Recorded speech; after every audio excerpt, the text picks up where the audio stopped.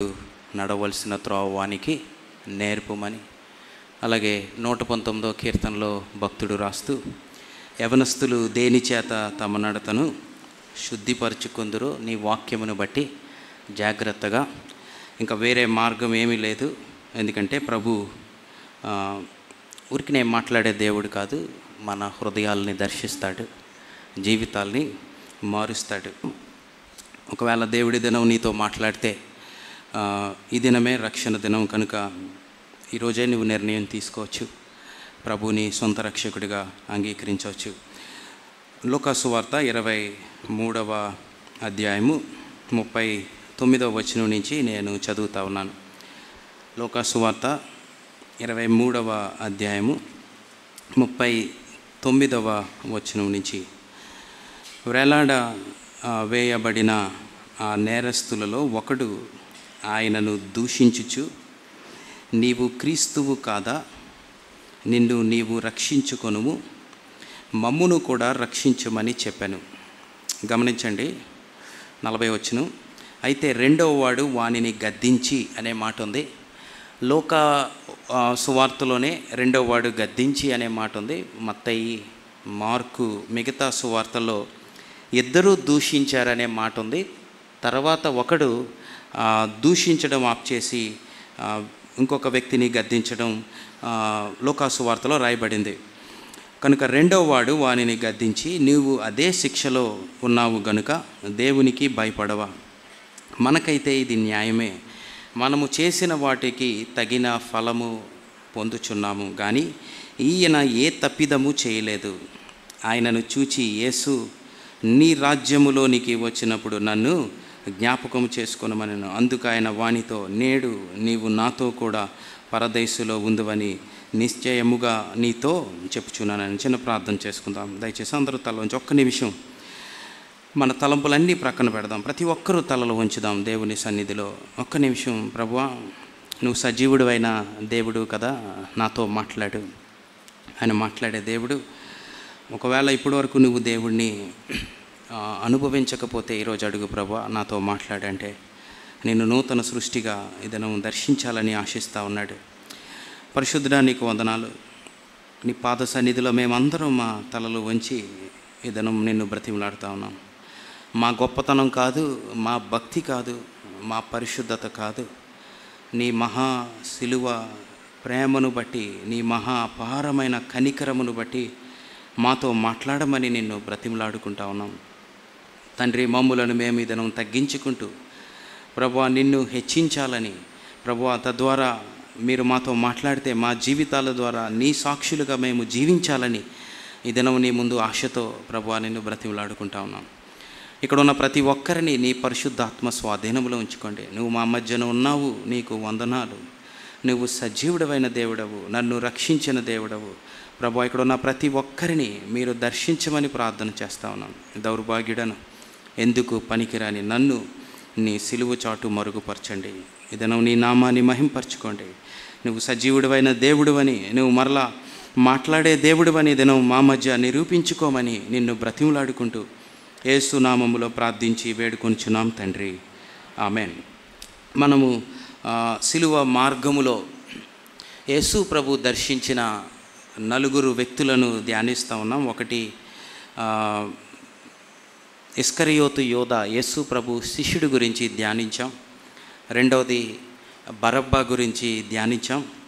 ఈరోజు మూడవ వ్యక్తి సిలువ మీద దొంగ గురించి మనం ధ్యానించబోతా ఉన్నాం. దేవుని ప్రేమ ఎంత శక్తివంతమైనదో ఈ సిలువ యాత్రలో, సిలువ బలియాగములో చాలా స్పష్టంగా మనకి అర్థమవుతుంది. దేవుని ప్రేమ ఎన్ని అడ్డులు దాటుకొని వెళ్ళిపోతూ ఉందో మీరు ఆలోచించండి. ఇస్కరియోతు యోధా దగ్గర ప్రభు ఎంత ప్రేమించాడో యోధాని, దానికి మించిన ప్రేమ బరబ్బా దగ్గర కనబడుతూ ఉంది. దానికి మించిన ప్రేమ దొంగ దగ్గర కనబడుతూ ఉంది, నేరస్తుని దగ్గర.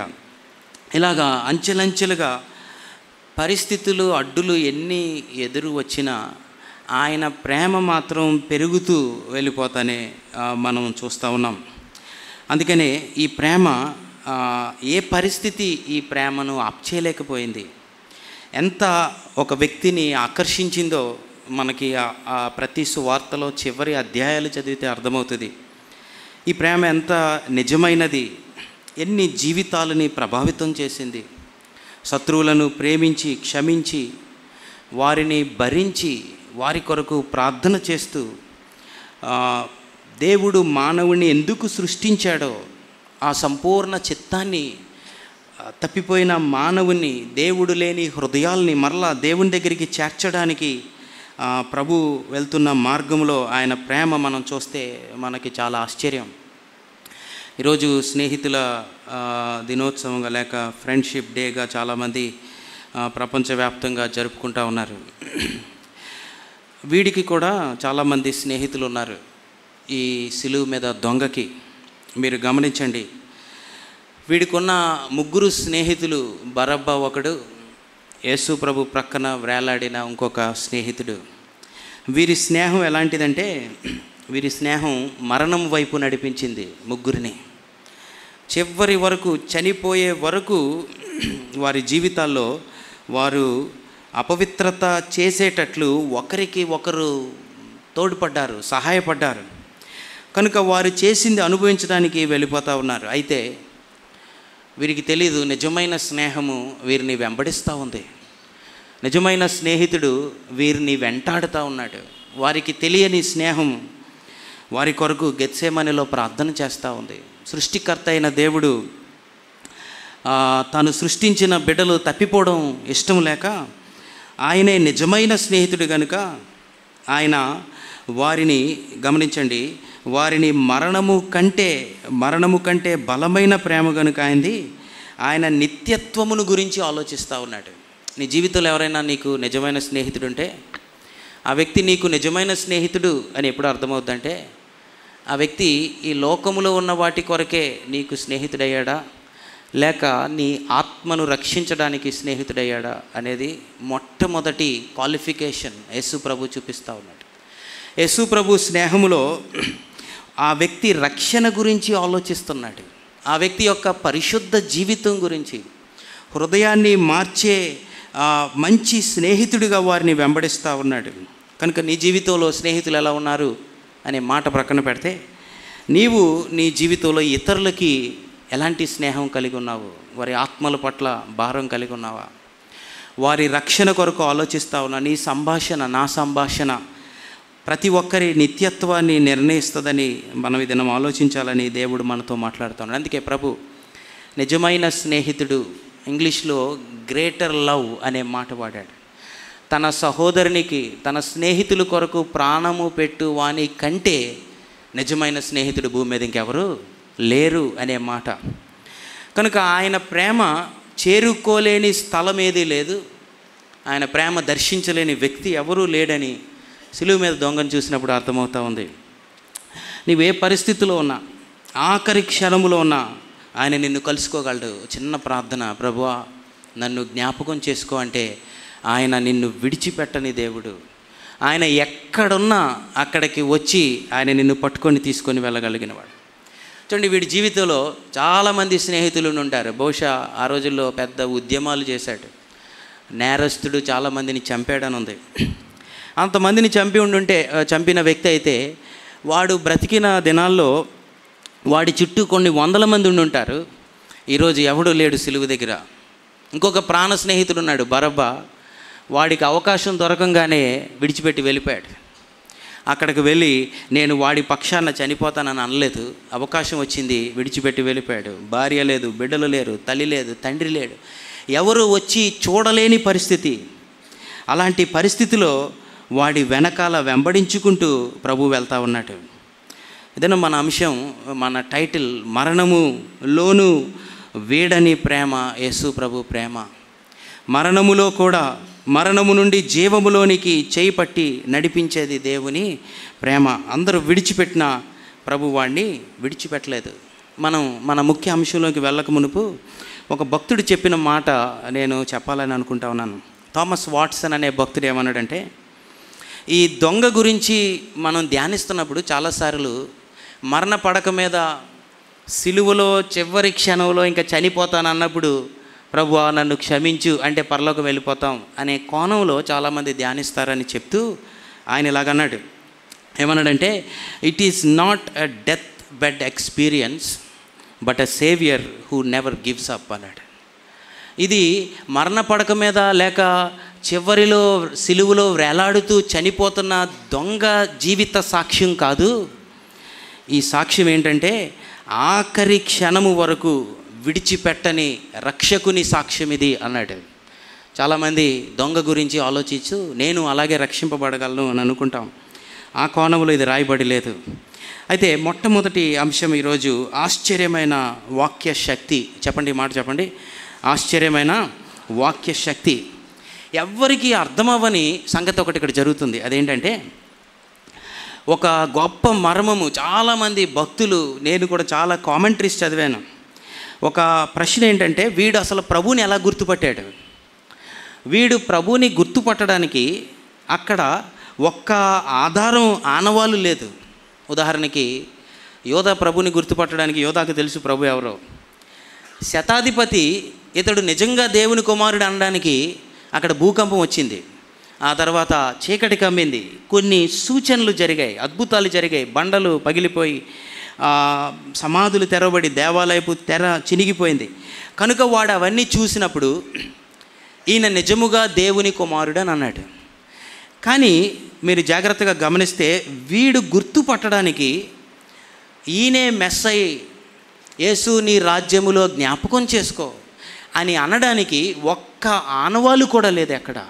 ఎందుకంటే ఆయన రాజుగా సిలువలో కనబడట్లేదు ఆ రోజు. మీరు ఆ అధ్యాయాలన్నీ చదువుతూ ఉంటే ఆయన రక్తసిక్తమైపోయి అంత రక్తంలో వేలాడుతూ ఉన్నాడు. ఒక ప్రక్కన భయంకరమైన అవమానము.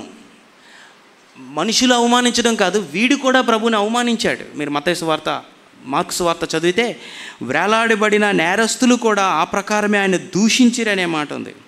కనుక సిలువలో వేలాడుతూ ఉన్నాడు. ముళ్ళ కిరీటం, ఏ స్వారూప్యము లేదు అని యెషయా చూశాడు. ఏ సొగసు లేదు ఆయనకి. అక్కడ ఆయన ఏ అద్భుతం చేయలేదు. అక్కడ ఏమీ ఆయన గొప్పతనాన్ని ప్రచురం చేసుకోలేదు. అయితే మహా గొప్ప అద్భుతం ఏంటంటే ఆయన ప్రేమను విడుదల చేశాడు ఆ రోజు. తండ్రి వీరేమి చేయుచున్నారు వీరెరుగను గనుక వీరిని క్షమించు అన్నాడు. అకస్మాత్తుగా వాడి జీవితంలో వాడికి ఏదో జ్ఞాపకం వచ్చింది. వాడు యేసు ప్రభుని చూసి నన్ను జ్ఞాపకం చేసుకో అన్నాడు. వాడు ప్రభుని గుర్తుపట్టడానికి కారణం నేను అనుకుంటా ఉన్నాను, చాలామంది భక్తులు చెప్తున్న ఒక కారణం ఏంటంటే, ఇది మనం ఈరోజు ఆలోచించేది, ఊహించుకునేది వాక్యపు వెలుగులో ఊహించాలి. బహుశా చిన్నప్పుడు వాడి తల్లి వాడికి యెషయా 53వ అధ్యాయము కథ ఎప్పుడో చెప్పుండి ఉంటుంది. యూదులు మెస్సయ్య గురించి ఎదురు చూస్తూ ఉన్నారు. మెస్సయ్య గురించి వాడికి చెప్తూ, నాన్న ఈరోజు నీకు ఒక కథ చెప్తాను, ఈ కథ ఎవ్వరికీ తెలీదు, ఎప్పుడు ఎవరు ఈ కథ చెప్పడం నేను వినలేదు. నేను యెషయా గ్రంథం చదువుతుంటే నాకు ఒక విషయం అర్థమవుతా ఉంది. రాబోయే మెస్సయ్య ఎలాంటి వ్యక్తి అని అంటే, ఆయన ఈ భూమి మీదకి వచ్చినప్పుడు ఆయన యొక్క పరిస్థితి ఎవ్వరూ గుర్తుపట్టలేనంత సామాన్యుడిగా ఈ భూమి మీదకి వస్తాడు ఆయన అని చెప్తూ, బహుశా ఇలా చెప్పుంటుంది, ఆయన ఒక దాసుడిగా వస్తాడంట, రిక్తునిగా వస్తాడంట, అతనికి స్వరూపమైన సొగసైన ఏమీ ఉండదు, అనేకులు ఆయన్ని అవమానిస్తారు. చూడండి ఒకసారి యెషయా గ్రంథానికి వెళ్దాం. 52వ అధ్యాయము 14వ వచనాన్ని నేను చదువుతా ఉన్నాను. 14వ వచనం ప్రభు గురించిన ప్రవచనం అది. నిన్ను చూచి ఏ మనిషి రూపము కంటే అతని ముఖమును, రూపము కంటే అతని రూపమును చాలా వికారమని చాలామంది ఎలాగూ విస్మయముందుదురో అనే మాట చెప్తా ఉన్నాడు. ఇక్కడ యెషయా యేసు ప్రభుని వివరిస్తూ ఆ వాక్యం, జాగ్రత్త వినండి నా వైపు, ఆ వాక్యాన్ని నేను వివరించాలని అనుకుంటా ఉన్నాను. ఆ వాక్యంలో యెషయా ఏమంటున్నాడంటే, మెస్సయ్యని చూసినప్పుడు, రక్షకుడిని చూసినప్పుడు ఆయన ఎంత భయంకరమైన పరిస్థితిలో ఉంటాడంటే, ఇంగ్లీష్లో డిస్ఫిగర్డ్ అనే మాట ఉంది. అంటే ఆయన ముఖాన్ని చూసి అంట, అసలు ఈయన మనిషేనా, ఒక మనిషేనా వేలాడుతుంది అన్నంత భయంకరంగా కొట్టారని రాశాడు యెషయా. ఇది యెషయా ఆ గొప్ప దర్శనాన్ని చూస్తూ అన్నాడు, నిన్ను చూచి ఏ మనిషి రూపము కంటే అతని ముఖమును, నరరూపము కంటే అతని రూపము చాలా వికారమంది చాలామంది చెప్పుకుందరు. ఇంకొక ట్రాన్స్లేషన్లో షాకింగ్ అనే మాట రాశాడు, ఇంకొక ట్రాన్స్లేషన్లో హర్రర్ అనే మాట రాశాడు. అంటే ఆయన ముఖాన్ని చూసినప్పుడు భయపడే పరిస్థితి, విస్మయం ఉండే పరిస్థితి అనే మాట రాస్తూ ఉన్నాడు. అంటే రాత్రంతా ప్రభుని ముఖం మీద గుద్దుతూ కొడుతూ ముఖమంతా వాచిపోయి, ముఖమంతా రక్తం కారుతూ, పొద్దున్న మళ్ళా కొరడాలతో కొడుతూ. గమనించండి, ఇంకొక ట్రాన్స్లేషన్ ఏం రాశారంటే అది నిరాకారం అయిపోయింది అనే మాట రాశాడు. పాపము మానవుని నిరాకారముగా, శూన్యముగా మార్చినందుకు సిలువ, యేసు ప్రభు యొక్క శ్రమ ఏం చెప్తా ఉందంటే, ఒక మనిషిని దేవుని స్వారూప్యముతో దేవుడు పుట్టిస్తే పాపము కూడా మనిషి స్వారూప్యాన్ని తుడిచివేసి నిరాకారంగా మనిషి హృదయాన్ని, మానవుని హృదయాన్ని శూన్యముగా పాపం మార్చేసింది అనడానికి యేసు ప్రభు యొక్క శ్రమను చూసినప్పుడు మనకి అర్థమవుతుంది. అంత భయంకరమైన పరిస్థితిలో ఉంటాడురా. రాబోయే మెస్సయ్య అంటే బహుశా వీడి చిన్న వయసులో చాలా ఆశ్చర్యంగా వింటూ ఉండుంటాడు. అందుకని 2వ వచనం అంటా ఉంది, అతని స్వరూపమైన సొగసైనను లేదు, మనం అతన్ని చూచి అపేక్షించినట్లు అతని యందు స్వరూప్యము లేదు. 3వ వచనంలో అతడు తృణీకరింపబడిన వాడు, మళ్ళీ 3వ వచనంలో చూడనొల్లని వాడుగాను, మనుష్యుడు చూడనొల్లని వాడుగాను. 5వ వచనంలో మన అతిక్రమములను బట్టి అతడు గాయపరచబడను, నలుగగొట్టబడను. 6వ వచనంలో మనమందరము గొర్రెల వలె త్రోవ తప్పిపోతిమి, మనలో ప్రతివాడు తనకిష్టమైన త్రోవకు. 7వ వచనంలో అతడు దౌర్జన్యము నొందెను, బాధింపబడినను నోరు తెరవలేదు, వదకు తేబడిన గొర్రె పిల్లవలే బొచ్చు కత్తిరించు వాని ఎదుట మౌనముగా ఉండినట్లు నోరు తెరవలేదు, అన్యాయపు తీర్పు. అందుకే వాడు కూడా సాక్షి వేస్తాడు, నిశ్చయముగా ఈయన ఏ తప్పు చేయలేదు. ఇంకొకటి చెప్పుండంటది, అరే జాగ్రత్త విను, ఆ మెస్సయ్య అంట భక్తిహీనులతో దేవుడు లెక్క చేస్తాడంట, 2 నేరస్తుల మధ్య, నరహంతకుల మధ్య ఆయన నిలబడతాడంట అని బహుశా చెప్పుంటుందేమో. వాడు ఈ మాటలన్నీ ఎప్పుడో వాడికి చిన్నప్పుడు కథలుగా చెప్పింది జ్ఞాపకం ఉంది. ఆ తర్వాత జీవితంలో తప్పిపోయాడు, వాడికి ఇష్టం వచ్చినట్లు తిరిగాడు. బహుశా ఇంకా చెప్పి ఉంటుంది ఇలాగా, ఒక నీచమైన నేరస్తుడు ఎలా మరణించాలో అలాంటి శిక్ష ఆయన మీదకు వేసుకుంటాడు. అనేకులను నిర్దోషులుగా చేయుటకు ఆయనే బలి అయిపోతాడు. ఆ రోజు అంతమంది ఆయన్ని కొడుతున్నా ఆయన ఏం మాట్లాడు, కానీ ఆయన కేవలం ప్రేమను చూపిస్తాడు. బహుశా అప్పుడు అడిగుంటాడు, అమ్మా మరి ఒక వ్యక్తి చనిపోతే ఆయన దేవుడు ఎలా అవుతాడు? ఒక వ్యక్తి చనిపోతే, మరణాన్ని జయించకపోతే ఆయన మెస్సయ్య ఎలాగవుతాడు అని అడిగితే తల్లి అని ఉంటుంది, అరే మరణముతో ఆయన జీవితము అంతమవ్వదు, ఆయన మరణాన్ని జయిస్తాడు. దేవునిని మానవుని మధ్య ఉన్న ఎడబాటుకి కారణమైన పాపాన్ని జయిస్తాడు. దూరమైపోయిన మానవుని మరలా దేవునితో కలుపుతాడు. ఆయన రాజ్యము అంతము లేని రాజ్యము అని చెప్పుండి ఉంటుంది. గమనించండి, ఎడారిలో సెలయర్ అని డైలీ డివోషన్లో చదివినప్పుడు ఒక కథ రాశాడు ఒక భక్తుడు. ఏమని రాశాడంటే, ఒకసారి ఒక పెద్ద తుఫాను వచ్చి ఒక ఇంట్లో, ఒక కుటుంబంలో తల్లి బ్రతికినన్ని దినాలు ఏ ఊరు వెళ్ళినా, ఏ దేశం వెళ్ళినా అక్కడున్న మంచి పూల మొక్కలు అన్నీ వెతికి, విత్తనాలు వెతికి అవన్నీ కలెక్ట్ చేసి ఎప్పుడు ఇంట్లో దాస్తూ ఉండేదంట. ఆమెకు బలం ఉన్నప్పుడు కొన్ని విత్తనాలు నాటేది. అయితే ఒకరోజు తుఫాన్ వచ్చి ఆ ఇల్లంతా కొట్టుకొని వెళ్ళిపోయింది. ఆ తుఫాన్ రాకముందే వారు ఖాళీ చేసి వెళ్ళి 4 రోజుల తర్వాత వచ్చి, ఒక 2-3 రోజుల తర్వాత వచ్చి చూసేసరికి ఇల్లు ఏమీ లేదు, అంతా కొట్టుకొని వెళ్ళిపోయింది. సరే మరలా వచ్చి ఇల్లు బాగు చేసుకుందాం అని ఒక 4 రోజుల తర్వాత వచ్చేసరికి ఆ ఇంటి నిండా, ఆ ఇంటి చుట్టుప్రక్కల అన్నీ కూడా మంచి పూల మొక్కలు, ఎప్పుడు ఎవరు చూడలేనన్ని చాలా ఎవరికి దొరకని పూల మొక్కల, రేర్ ఫ్లవర్స్ అన్ని మొక్కలన్నీ కూడా అక్కడ ఎదగడం, ఆ మొక్కలు రావడం చూశాడంట. ఏంటి అని చూస్తే ఆ తల్లి దాచిన విత్తనాలన్నీ కూడా గాలికి చల్లా చెదిరైపోయి వర్షంలో విత్తనాలు నాటబడి అవి బయటకు వచ్చాయి. ఆ భక్తుడు ఆ మాట రాస్తున్నాడు, జాగ్రత్త వినండి. ఈ సిలువ మీద దొంగకి అన్నీ పోయినాయి, ఏమీ లేవు. ఈరోజు వాడి ఆస్తి పోయింది, వాడి జీవితం వ్యర్థమైపోయింది, వాడి జీవితంలో అన్నీ కోల్పోయాడు. వాడు అన్నీ కోల్పోయినా చిన్నప్పుడు తల్లి నాటిన విత్తనాలు ఈరోజు సిలువలో ఫలిస్తూ ఉన్నాయి. వాడి జీవితంలో వాడికి మిగిలిన ఒకే ఒక్కటి ఏంటంటే, చిన్నప్పుడు వాడి జీవితంలో నేర్చుకున్న ఆ వాక్యము ఈరోజు ఫలించడం మొదలు పెడతా ఉంది. ఆ ఫలించే వాక్యానికి పరిశుద్ధాత్మ దేవుడు నీరు కడతా ఉన్నాడు. అందుకే జాగ్రత్త వినండి, ఇక్కడ చాలామంది తల్లిదండ్రులు ఉన్నారు. బాలుడు నడవలసిన త్రోవ వానికి నేర్పుమది బాధ్యత. చిన్నప్పటి నుంచి బిడ్డలకు వాక్యాన్ని నేర్పించాలి. వాక్యాన్ని నేర్పించాలంటే తల్లిదండ్రులు వాక్యాన్ని చదవాలి. వాక్య జ్ఞానం కొరకు ఈరోజు బోధకుల మీద ఆధారపడతా ఉన్నారు. అది సరైన భక్తి కాదు. వాక్యం కొరకు బోధకుల మీద కాదు ఆధారపడడం, బోధకులు ఏది చెప్తే దాన్ని విని నమ్మేయడం కాదు. జాగ్రత్త వినండి, బెరియా సంఘము పౌలు చెప్పిన మాటలు ఇంటికి వెళ్ళి అవి ఎలా ఉన్నాయో లేదో వాక్యంలో పరిశీలించి చూశారు. ముఖ్యంగా ప్రతి తల్లి వాక్యాన్ని చాలా జాగ్రత్తగా చదవాలి. అందుకే సామెతల గ్రంథం 31లో కుటుంబాన్ని గురించి వివరిస్తూ తల్లి ఎలా ఉండాలని చెప్తే, ఆమె వేకువనే లేచి చీకటితోనే తన కుటుంబం కొరకు ఆహారం సిద్ధపరుస్తుంది అన్నాడు. అంటే ఎవరు ఇంకా లేవక మునిపే ఆమె వాక్యాన్ని చదివి వాక్యాన్ని సిద్ధపరుస్తుంది అనే మాట చెప్తా ఉన్నాడు. వీడి జీవితంలో ఆ తల్లి విత్తిన విత్తనాలను బట్టి యేసుప్రభు ఎవరో గుర్తుపడతా ఉన్నాడు. వింటున్నారు జాగ్రత్తగా. ఈరోజు నుంచి వాక్యం వింటున్న మన జీవితాల్లో కొన్ని నిర్ణయాలు చేద్దాం. కుటుంబ ప్రార్థనలు ఆగిపోయి ఉంటాయి. మన జీవితంలో వ్యక్తిగతంగా తల్లిదండ్రులుగా బిడ్డలను వాక్యములో ఎదిగింపచేసే వ్యక్తులుగా ఉండాలి. దేవుడు పాత నిబంధనలు ఆజ్ఞ ఇచ్చాడు. నువ్వు కూర్చున్నప్పుడు, నువ్వు లేచినప్పుడు, త్రోవన నడుస్తున్నప్పుడు, నువ్వు ఏం చేస్తున్నా దేవుని యొక్క మంచి మాటలు బిడ్డలకు తెలియచేయాలి.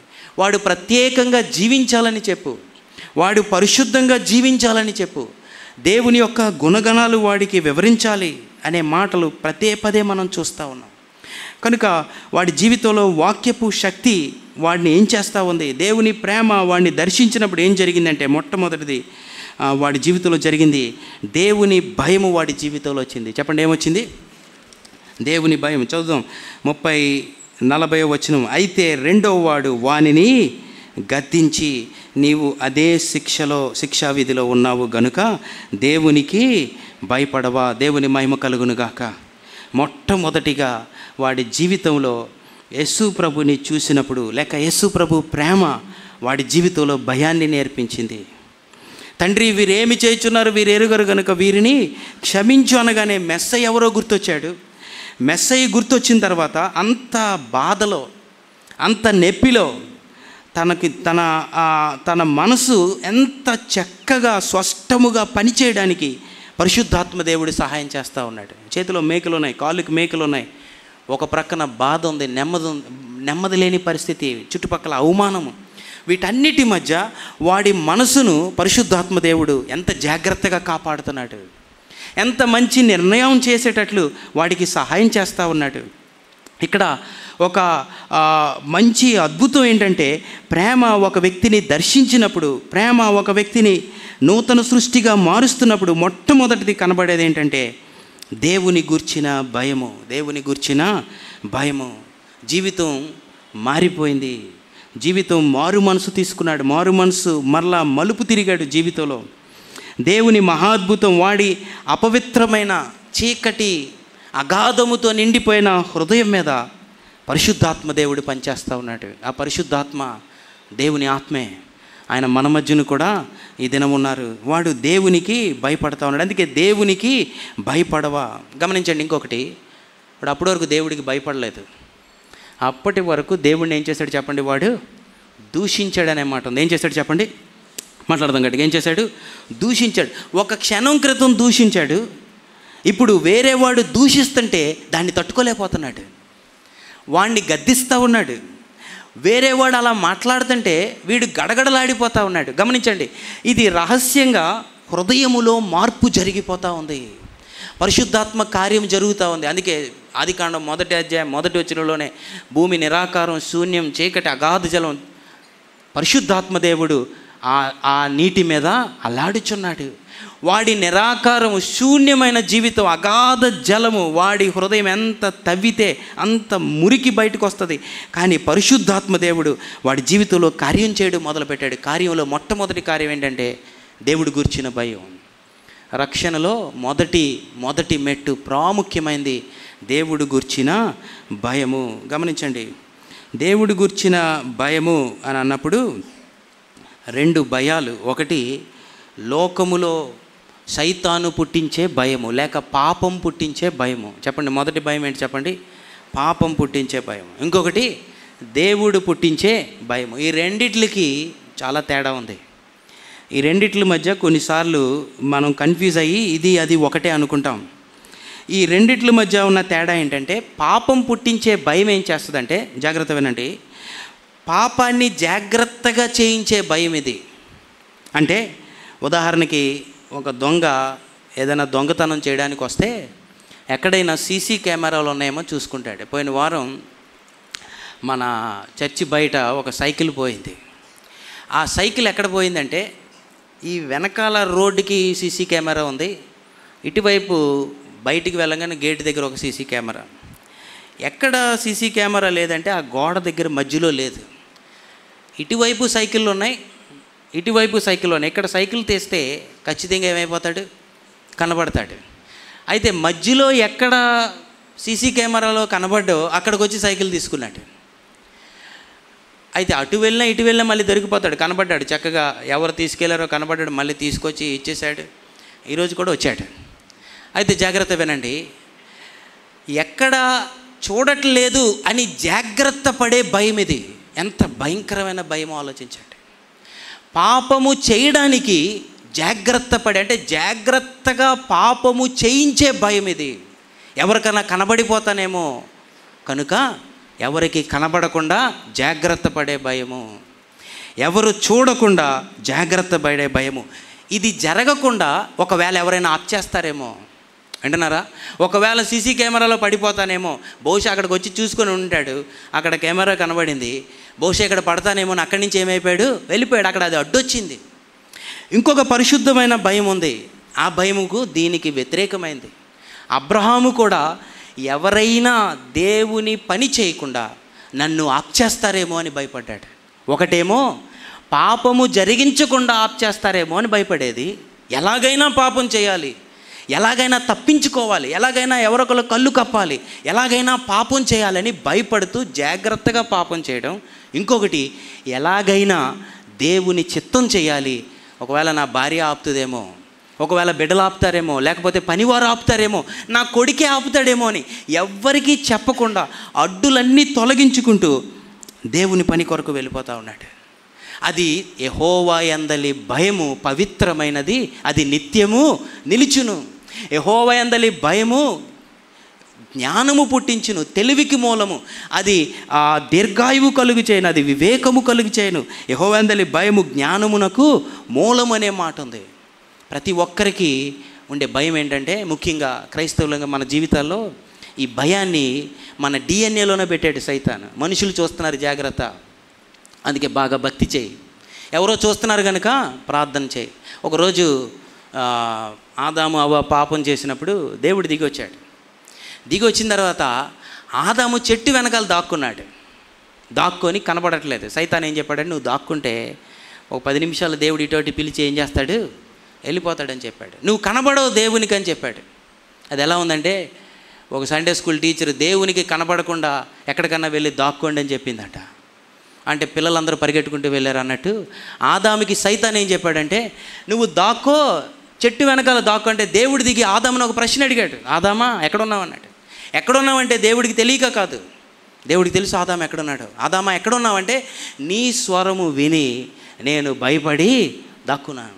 దేవుడు అన్నాడు, ఎవరు చెప్పారు నీకు దాక్కోమని అన్నాడు. ఎవరు చెప్పారు నీకు భయపడమన్నారు అంటే దేవుడు ఏమన్నాడంటే, అలాంటి భయాలు ఏమీ లేవు, అలాంటి దాక్కోడాలు ఏమీ లేవు దేవుని దగ్గర. వింటున్నారు జాగ్రత్తగా. సైతాను పాపము పుట్టించు భ్రమ అన్నాడు బైబిల్లో.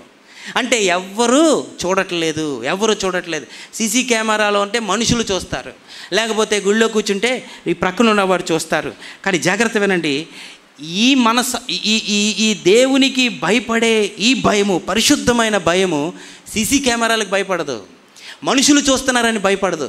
ఈ భయము దేనికి భయపడుతుంది అంటే, జీవము గల దేవుడు ఆయన నేత్రాలు ఆకాశమంతటా సంచారం చేస్తుందని భయపడే భయం ఇది. అందుకే ఈ భయం పాపం చేయదు, పాపము చేయలేదు, పాపము చేయడానికి గడగడలాడిపోతాడు. ఎందుకంటే దేవుడు నన్ను చూస్తున్నాడు. మనిషి ఇప్పుడు సీసీ కెమెరా సృష్టించి ఈ తరంలో ఏం జరుగుతుందో చూస్తూ ఉంటే, దేవుడు మనిషిని పుట్టించినప్పుడే మనసులో ఒక కెమెరా పెట్టాడు దేవుడు. దాని పేరు మనస్సాక్షి, ఆత్మ, దేవుడు పెట్టిన దీపం. అర్ధరాత్రి చీకట్లో ఎవ్వరు చూడనప్పుడు మంచం మీద పడుకొని ఆలోచించే ఆలోచన వెంటనే తప్పు అని మనస్సాక్షి చెప్తుంది. ఇక్కడ ఏమి ఆలోచిస్తున్నామో ఇక్కడ సీసీ కెమెరా పెడతాం, ఇంట్లో స్క్రీన్ ఉంటుంది, దాని మీద చూస్తూ ఉంటాం. అలాగే ఇక్కడ నువ్వు ఏం ఆలోచిస్తూ ఉన్నావో పరలోకంలో మేడమిద్దెల మీద కనబడుతుంది అన్నాడు దేవుడు. నువ్వు రహస్యంగా చెవిలో ఏం మాట్లాడావో పరలోకంలో కనబడతా ఉంది. వాడి జీవితంలో అకస్మాత్తుగా నిజస్థితికి, అసలు ప్రపంచం దేవుడు ఏ నియమాలతో నడిపిస్తున్నాడో, దేవుని వ్యక్తిత్వం ఏంటో, వీటన్నిటికీ ఒక్కసారి వాడి హృదయము, వాడి నేత్రాలు తెరవబడ్డాయి. వాడు భయపడిపోతూ ఉన్నాడు. దేవుడు ఏం చేస్తున్నాడు? దేవుడు చూస్తూ ఉన్నాడు. అందుకనే పాపము పుట్టించు భయము భయంకరమైన మోసం. అది మనలను భ్రమపరిచి ఎవరు చూడట్లేదని చెప్తుంది. జాగ్రత్త వినండి, ఎవరు చూడట్లేదు అనుకునేవాడు బుద్ధిహీనుడంట, దేవుడు లేడని అనుకుంటాడంట. కీర్తనకారుడు రాశాడు, బుద్ధిహీనుడు దేవుడు లేడని అనుకుంటాడు. కనుక ఈరోజు దేవుడిని అడుగుదాం, ప్రభువా నీవు నన్ను చూస్తున్నావనే భయం దయచేయి. యోసేపుకి ఆ భయం ఉంది, నా దేవుని దృష్టికి ఇలాంటి దుష్కార్యం ఎలాగా చేయగలరు. ఎంత జాగ్రత్త పుట్టించింది. అందుకే పౌలు 2 కొరింథీ 7వ అధ్యాయం 11వ వచనంలో దైవ చిత్తానుసారమైన దుఃఖం అని చెప్తూ ఎట్టి జాగ్రత్తను పుట్టించింది భయం, ఎట్టి భయమును పుట్టించింది మనలో అనే మాట ఒక సంఘాన్ని ఉద్దేశించి రాశాడు. కనుక అప్పటి వరకు ఎవరు చూడట్లేదని జీవించాడు. ఆ జీవితం ఏం చేసిందంటే ఇష్టం వచ్చినట్లు జీవించడానికి తావు తీసింది. 10 మంది మనుషుల్ని చంపడానికి వెళ్ళిపోయాడు. ఎన్ని రాత్రులు కత్తులు పట్టుకుని ఎన్ని వీధుల్లో తిరిగాడు. ఎందుకు రాత్రులు తిరిగాడంటే, ఎవరో చూడట్లేదు, ఇప్పుడు హత్య చేయొచ్చు, ఇప్పుడు దొంగతనం చేయొచ్చు అనుకునే భ్రమలో తిరిగితే, ఇప్పుడు దేవుని ప్రేమ దర్శించినప్పుడు వాడికి నిజస్థితి అర్థమైపోతూ ఉంది. ఇది పాపము. ఇది ఆది నుంచి కయ్యూనికి సైతాను ఇచ్చాడు. కయ్యూను ఎవరు చూడట్లేదు అనుకొని హేబేల్ని చంపేసి హేబేల్ని తవ్వి కప్పెట్టేశాడు. దేవుడు అన్నాడు, కయ్యూను నీ తమ్ముడు ఎక్కడున్నాడు? భూమి మీద ఏ మనిషి లేడు. అప్పుడు దేవుడు కయ్యూను అంటున్నాడు, నా తమ్ముడిని కాపలా కాయటకి నేనేమన్నా కాపలా వాడినా? ఇప్పుడు దేవుడు అన్నాడు, నీ తమ్ముని రక్తము నాకేం చేస్తుంది? మొరపెడతా ఉంది. నువ్వు నీ తమ్ముడిని కొట్టినప్పుడు, నీ తమ్ముడిని కప్పెడతా ఉన్నప్పుడు నేను చూడలేదా? ప్రత్యక్షత చాలా గొప్పది. పాపాన్ని ఒప్పుకోకుండా కప్పెట్టే భయము, పాపాన్ని ఒప్పుకోకుండా ఒక అబద్ధానికి 100 అబద్ధాలు చెప్పించే సైతాను యొక్క భయము. కానీ పేతురు పాపం చేసినప్పుడు పరిగెట్టుకుంటూ ప్రభు దగ్గరికి వచ్చాడు. చూడండి, ఈ ప్రత్యక్షత గురించి కీర్తనకారుడు రాస్తూ ఉన్నాడు. 139వ కీర్తనలో ఎంత గొప్ప ప్రత్యక్షత రాస్తూ ఉన్నాడంటే, 2వ వచనం, నేను కూర్చుండుట నేను లేచుట నీకు. చూడండి, 2వ మాట చాలా ప్రాముఖ్యమైనది. నాకు తలంపు పుట్టక మునిపే నీవు నా మనసును. ప్రభువా ఇలాంటి ప్రత్యక్షత నాకు ఈ ప్రభు అని ప్రార్థన చేద్దాం. 3వ వచనం, నా నడక నా పడక నీవు పరిశీలన, నా చర్యలన్నిటినీ నీవు బాగుగా తెలుసుకుని ఉన్నావు. యెహోవా మాట నా నాలుకకు రాకమునిపే అది నీకు పూర్తిగా వెనుక ముందు నన్ను ఆవరించి ఉన్నావు. నీ చెయ్యి నా మీద ఉంచి ఉన్నావు. 7వ వచనం అంటున్నాడు, నీ ఆత్మ నుండి నేనెక్కడికి పారిపోదును. ప్రభువా నీ సన్నిధి నుంచి నేను ఎక్కడికి వెళ్ళగలను? ఆకాశముకి వెళ్ళాను, అక్కడ ఉన్నావు. పాతాళములోకి వెళ్ళాను, అక్కడ నువ్వు ఉన్నావు. చూడండి, 11వ వచనం అన్నాడు, అంధకారము నన్ను మరుగ చేయును, నాకు కలుగు వెలుగు రాత్రి వలె ఉండినను అది నేను అనుకునే ఎడల చీకటైనను నీకు చీకటి. 13వ వచనం అన్నాడు, నా అంతరంద్రములను నీవే నా తల్లి గర్భమందు నన్ను నిర్మించిన వాడవు. ఇర్మియా అన్నాడు, నా తల్లి గర్భములో పిండముగా ఉన్నప్పుడు నీవు నన్ను చూశావు. 16వ వచనంలో, నేను పిండముగా ఉన్నప్పుడు నీ కన్నులు నన్ను. 23, 24 చాలా ప్రాముఖ్యమైన ప్రార్థన చేస్తున్నాడు. ప్రభువా, నీకు ఆయాసకరమైన మార్గము నా యందుందేమో చూడు, నాకు కనబడట్లేదు, నా హృదయం మోసకరమైంది, నన్ను చూడు ప్రభువా, నిత్య మార్గమున నన్ను నడిపించు ప్రభువా అనే మాట మాట్లాడుతూ ఉన్నాడు. అందుకే వాడి జీవితంలో ఈ ప్రత్యక్షత ఎప్పుడైతే వచ్చిందో ఎంత జాగ్రత్తగా మాట్లాడుతున్నాడో ఆలోచించండి. దేవుడు చూస్తున్నాడని, అరే అలా మాట్లాడద్దు, అలా ఎలా మాట్లాడతావని అడుగుతా ఉన్నాడు. దేవుడు చూస్తున్నావు అని మాత్రమే కాదు. ఇప్పుడు రెండో అంశంలోకి వెళ్దాం. దేవుడు చూస్తున్నాడు అని మాత్రమే భయపడడం కాదు, ఒకరోజు దేవుని మహా తీర్పులో నిలబడతావనే భయం వచ్చింది. అయిపోయింది జీవితం, ఈ రోజుతో ఆఖరి రోజు, చనిపోతాడు. ఇప్పుడు ఇంకొక భయం వచ్చింది. అదేంటంటే ఇప్పుడు దేవుని ముందు నిలబడతాడు. దేవుడు గ్రంథాలు విప్పబోతా ఉన్నాడు. దేహమందు జరిగించిన ప్రతిదీ అది చెడ్డదే కానీ అది మంచిదే కానీ దేవుని న్యాయ సింహాసనం మీద అందరము ఒకరోజు నిలబడతాము. ఇంకొక భయం వచ్చింది. దేవుడు చూస్తున్నాడు మాత్రమే కాదు, దేవుని ముందు ఒకరోజు నేనేం చేయాలి? నిలబడాలి. నీకు జీవితం ఇచ్చాడు, నాకు జీవితం ఇచ్చాడు, మనందరికీ ఆయుష్ ఇచ్చాడు. ఆయన మన జీవితంలో ప్రతి విషయంలో ఒకరోజు ఏం చేసేవని లెక్క అడగబోతా ఉన్నాడు. ఆ భయం వచ్చింది. అందుకే యేసుప్రభు అన్నాడు, దేహమును చంపువానికి భయపడకుడి కానీ దేహమును ఆత్మను చంపి నరకములో వేయవానికి మిక్కిలి భయపడి. వెంటనే అంటున్నాడు, యేసు నీ రాజ్యములో నన్ను జ్ఞాపకం చేసి. గమనించండి, అప్పటి వరకు నన్ను సిలువు దింపు అన్నాడు.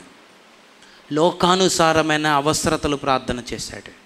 మళ్ళీ దింపు, లోకంలో జీవించాలి, మళ్ళీ దింపు, మళ్ళీ జీవిస్తానంటున్నాడు. ఇప్పుడు ఏం ప్రార్థన చేస్తున్నాడంటే, నన్ను సిలువు దింపడం కాదు, నీ రాజ్యములో నన్ను జ్ఞాపకం చేసుకో. ప్రభువా, నాకు భూమి మీద ఏమీ వద్దు కానీ రేపు నేను నీ న్యాయసింహాసనం ముందు నిలబడినప్పుడు నన్ను క్షమించు ప్రభువా, నన్ను జ్ఞాపకం చేసుకో. అందుకే మొట్టమొదటిది తన జీవితంలో దేవుని గురించిన భయం, రెండవది పాప క్షమాపణలోనికి నడిపించింది. రక్షణలో ప్రాముఖ్యమైనది దేవుని గురించిన భయము, రెండవది పాప క్షమాపణ. పరిశుద్ధాత్మ దేవుడు పాపాన్ని ఒప్పింప చేస్తున్నాడు. అందుకే చూడండి 40వ వచనాన్ని. అయితే 41, మనకైతే ఇది న్యాయమే, మనము చేసిన వాటికి తగిన ఫలము పొందుచున్నాము కానీ ఈయన ఏ తప్పిదము చేయలేదు. ఇప్పుడు తనకి భూమి మీద ఏమి జరుగుతుందో అది ప్రక్కన పెట్టాడు. దేవుని న్యాయసింహాసనము నిలబడినప్పుడు, ప్రభువా నన్ను నిర్దోషిగా నిలబెడతావా, నన్ను జ్ఞాపకం చేసుకుంటావా? ఆ మాట అర్థం, నన్ను జ్ఞాపకం చేసుకుంటావంటే నన్ను క్షమించు అని అడగలేక అప్పుడు వరకు దూషించిన వ్యక్తి, అప్పుడు వరకు అపహాసం చేశాడు, ప్రభు దగ్గర ఎక్కువ మాట్లాడలేక, ప్రభువా నన్ను జ్ఞాపకం చేసుకోవా, నీ న్యాయసింహాసనం ముందు నేను ఎలా నిలబడగలను ప్రభువా, ఇప్పుడు వరకు నిన్ను దూషించాను, దొంగతో అంటున్నాడు, అరే ఇది మనకి న్యాయమే, అప్పుడు వరకు అన్నీ కప్పుకొని అంతా బాగానే ఉన్నామన్నట్లు చుట్టుప్రక్కల ఉన్న వాళ్ళందరితో ఏకీభవించి వారు ఎగతాళి చేస్తున్నారు, వీరు ఎగతాళి చేస్తున్నారు, మనం ఎగతాళి చేద్దాం అన్నట్లు దేవుణ్ణి దూషించి ఎగతాళి చేస్తున్నవాడు అన్నాడు, రే ఇది మనకి న్యాయమే, జాగ్రత్త, దేవుడికి భయపడు. ఇంకా కొన్ని క్షణాల్లో ఆ మహాసింహాసనం ముందు నిలబడబోతా ఉన్నాం. ఆ రోజు దేవుడు గ్రంథాలు విప్పబోతా ఉన్నాడు. జాగ్రత్త వినండి, మన జీవితాల్లో ఈ జాగ్రత్త ఉందా? ఇక్కడ కూర్చున్న చాలామంది, నాకు చాలా జాగ్రత్త ఉంది, నేను బాగా చదువుకున్నాను, నేను జీవితంలో చక్కగా స్థిరపడ్డాను, మంచి ఉద్యోగం చేస్తూ ఉన్నాను, అన్ని విషయాల్లో మనకి జాగ్రత్త ఉంది. అయితే జాగ్రత్త వినండి, మనకి ఏ విషయంలో జాగ్రత్త లేదు అని అంటే ఆత్మ విషయమే జాగ్రత్త లేదు. మన తిండి గురించి ఆలోచిస్తాం, జీవితం గురించి ఆలోచిస్తాం, మన పని గురించి ఆలోచిస్తాం, బట్టల గురించి ఆలోచిస్తాం, డబ్బుల గురించి ఆలోచిస్తాం. యేసు ప్రభు మొట్టమొదటిగా నోరు తెరిచి ఆయన వాక్యాన్ని బోధించినప్పుడు, మత్తయి సువార్త 5వ అధ్యాయం మనందరికీ తెలుసు, ఆయన శిష్యులు ఆయన యొద్దకు వచ్చిరి, జనసమూహాలు వస్తున్నప్పుడు ఆయన నోరు తెరిచి ఎలాగు బోధింప సాగెను, ఆత్మ విషయమై దీనులైన వారు ధన్యులు, పరలోక రాజ్యము వారిది.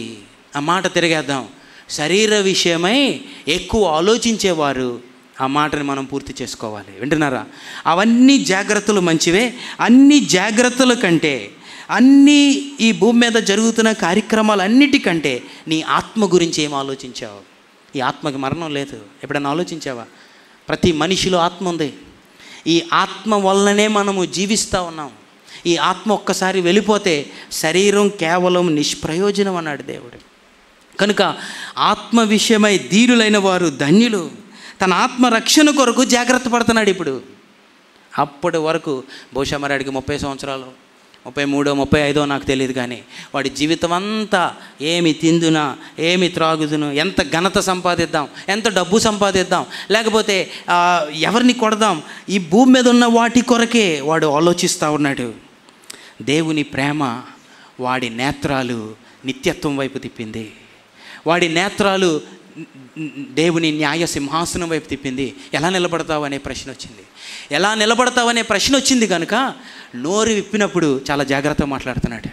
రే అలా మాట్లాడద్దు, అలాంటి మాటలు నేను వినలేకపోతా ఉన్నాను. వాడి హృదయం అంతా అవే మాటలు, అవే చెడ్డ మాటలు. ఈ భయము ఎంత పరిశుద్ధమైందో ఆలోచించండి.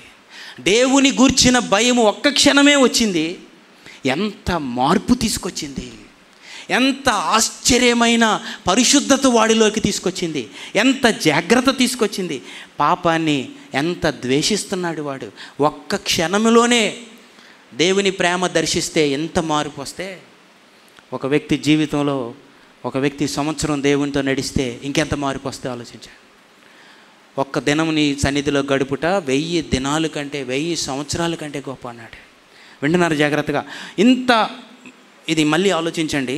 ఇంత భయంకరమైన క్రూరుడు దొంగని దేవుడు దర్శించి ఒక్క క్షణంలో ఎంత మార్పు తీసుకొస్తే, ఒక్క క్షణంలో ఈ భయం ఎంత జాగ్రత్త తీసుకొస్తే, మన జీవితాల్లో ఎన్ని సంవత్సరాలు ప్రభువును నమ్ముకున్నాం, మన జీవితాల్లో ఎంత జాగ్రత్త తీసుకొచ్చింది. ఎలా మాట్లాడుతున్నాం, మన మాటలు ఎలా ఉన్నాయి, మనం చూసే విధానం, మన తలంపులు ఎలా ఉంది, మనం వినికిడి, మన ఆసక్తి దేని మీద ఉంది, ఎలా ఉంది నేను అనే స్వభావం మనలో. వీడంటున్నాడు అలా మాట్లాడద్దురా, జాగ్రత్త మాట్లాడు. వాడికి ఎంత జాగ్రత్త తీసుకొని వచ్చింది ఈ భయం. వాడిలో నా కేర్లెస్నెస్ అంతా తీసేసింది.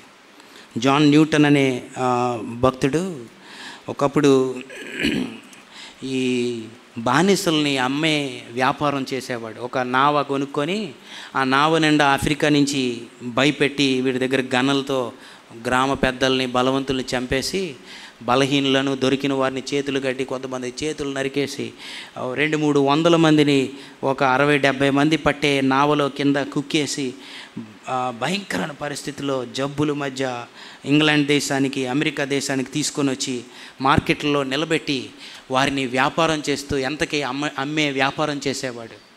ఆ షిప్కి క్యాప్టెన్గా చేశాడు. ఒకరోజు ప్రభు దర్శించాడు.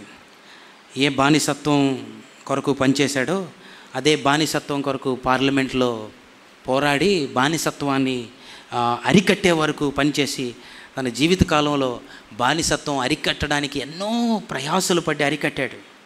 అరికట్టిన తర్వాత దేవుడు తనను రక్షించిన తర్వాత ఒక పాట రాశాడు. అది ఇంగ్లీష్లో it is the Christian anthem అని అంటాం.